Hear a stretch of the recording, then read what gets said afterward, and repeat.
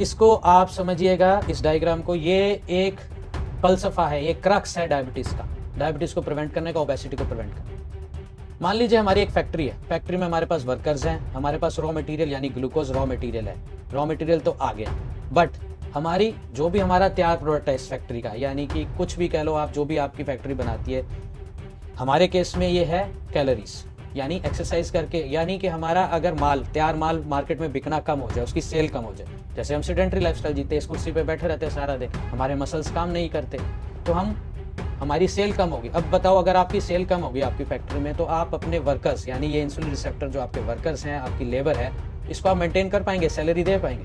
बिल्कुल नहीं दे पाएंगे। सिमिलरली बॉडी को इन रिसेप्टर्स को मेंटेन करने के लिए काफ़ी एनर्जी और रिसोर्सेज को खर्च करना पड़ता है।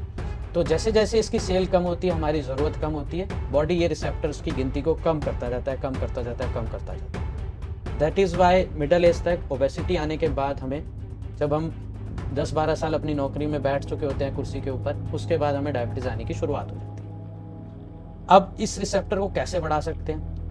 अब अगर हमने आपकी सेल बढ़ा दी मार्केट में आपके तैयार प्रोडक्ट की, तो ऑफकोर्स आपको लेबर हायर करनी पड़ेगी। सेम बॉडी के साथ होता है, यहाँ लिखा है increase in resistant training, but यहाँ एक बात जरूर ध्यान रखिएगा, ज्यादातर डॉक्टर यहाँ और पेशेंट भी ये गलती करते हैं, बोलते हैं वॉक करो वॉक करो। मैंने आज तक किसी भी पेशेंट की वॉक करके दवाई को खत्म होते नहीं देखा डायबिटीज की।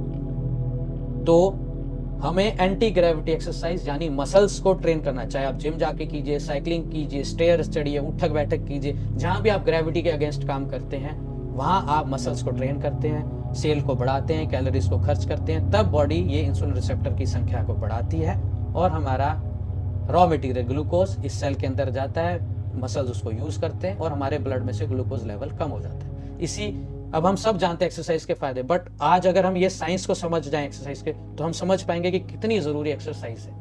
Exercise of course is a very detailed topic, we will in future have a separate webinar on exercise specially to make you understand कि एक्सरसाइज की क्या इंपॉर्टेंस है। तो अब प्रॉब्लम ये आती है, फैक्ट्री में ये तैयार माल तो हम खर्चते नहीं है और कच्चा माल हम बढ़ाई जाते हैं। खाने की हमारी रोक नहीं है, हम उतना ही खाते हैं, बल्कि ज्यादा ही खाते हैं। जो हम 25 पे खा रहे हैं, 50 की उम्र पे उससे ज्यादा खा रहे होते हैं, ठीक है ना। तो ये बात जरूर समझिए। इसका एक सिमिली मैंने किया आपकी फैक्ट्री के साथ। इस क्रक्स को अगर आप समझ गए तो आप डायबिटीज से जीत जाएंगे और एक्सरसाइज को रेगुलर कर लेंगे।